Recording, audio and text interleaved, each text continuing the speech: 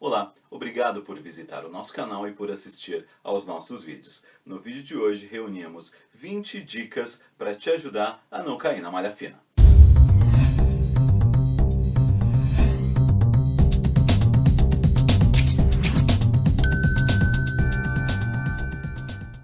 Se você assistiu aos nossos outros vídeos, a essa altura você já deve saber que o aparato tecnológico à disposição da Receita Federal para fazer cruzamento de dados é extremamente eficaz.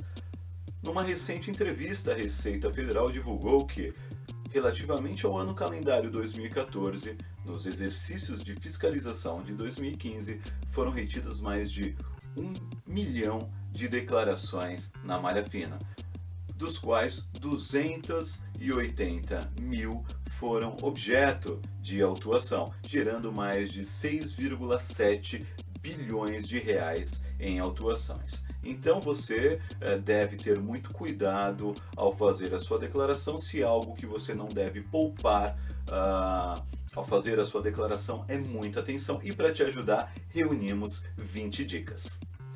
E a nossa dica de número 1 é relativa ao VGBL. O VGBL deve ser declarado na parte de bens e direitos na sua declaração, item 97. Alguns contribuintes fazem confusão e declaram como pagamentos de previdência complementar, confundindo-se com PGBL, P de plano, plano gerador de benefício livre, tipo de previdência complementar que permite a dedução do imposto de renda de até 12% do seu lucro tributável, e o VGBL é diferente. Então, se você fizer essa confusão, a Receita Federal certamente reterá a sua declaração para tomar explicações. Uma outra dica é com relação às suas despesas médicas reembolsadas. Quando você vai num médico ou num dentista de sua preferência, colhe dele o recibo e pede para o seu plano de saúde te reembolsar, o valor que você recebeu em reembolso você deve informar como despesas não dedutíveis, tá? De maneira que, se você fizer diferente, se você lançar a totalidade dessas despesas como despesas dedutíveis, a Receita Federal te convidará para dar explicações. E da mesma forma, os planos de saúde alheios. Se você paga plano de saúde para uma outra pessoa e essa pessoa não é sua dependente, tome cuidado em separar isso na hora de fazer a sua declaração. Nesse caso, você só vai poder deduzir na sua declaração, no seu ajuste anual, a parcela que você paga para você próprio. Naturalmente, se você tiver dependentes na sua declaração, também o valor que você paga de assistência médica para os seus dependentes, nunca de alguém que não seja os seus dependentes, tá legal?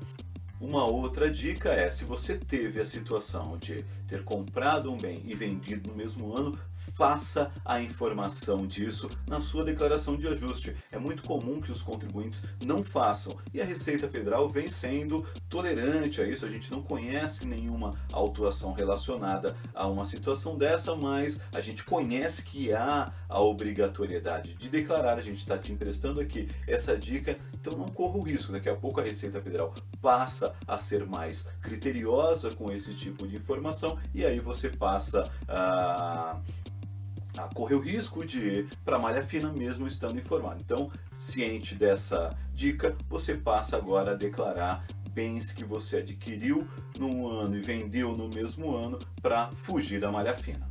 E uma outra dica interessante é, se você comprou um bem financiado e esse bem foi dado em garantia do próprio financiamento, como é comum nas compras de veículo ou de imóveis, você não deve informar essa dívida no campo dívidas e ônus reais. Você deve informar esse bem recém-adquirido na sua declaração de bens, e no valor dos bens você coloca a totalidade de pagamentos efetuados para a aquisição desse bem, tá? Você discrimina as características desse financiamento no corpo do bem, na discriminação do bem, quantas parcelas faltam, até quando você vai pagar, quanto você já deu de entrada, mas como valor você informa a totalidade de pagamentos efetuados no ano. Há uma prática de se informar no campo de bens a totalidade do bem discriminada no contrato e jogar a totalidade da dívida em dívidas de ônus reais. Não faça dessa maneira. Se você deu o bem em garantia, note isso no seu contrato. Você deve informar apenas os pagamentos no campo de bens e nada no campo de dívidas de ônus reais. Uma outra situação que os contribuintes acabam cometendo equívoco é: num determinado ano percebem que deixaram de informar um bem que já possuem e nessa declaração eles acabam corrigindo isso e informando esse bem que deveria ter informado antes. Não, se você está numa situação dessa, o bem deve ser informado na competência. Você precisa retificar a sua declaração do ano em que o bem foi adquirido, informar lá esse bem e vir trazendo os saldos desse bem até a presente declaração.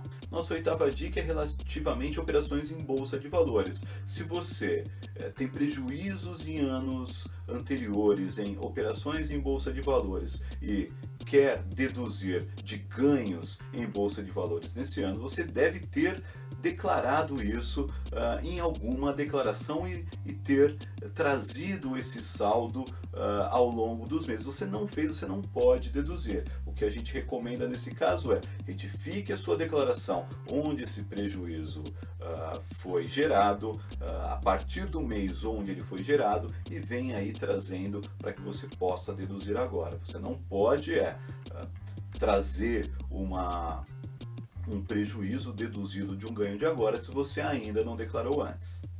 Prova de guarda judicial. Se você tem um dependente na sua declaração, que seja o seu tutelado, o seu curatelado, você não pode deixar de fazer prova dessa guarda judicial. Do contrário, essa despesa com dependente será indedutível.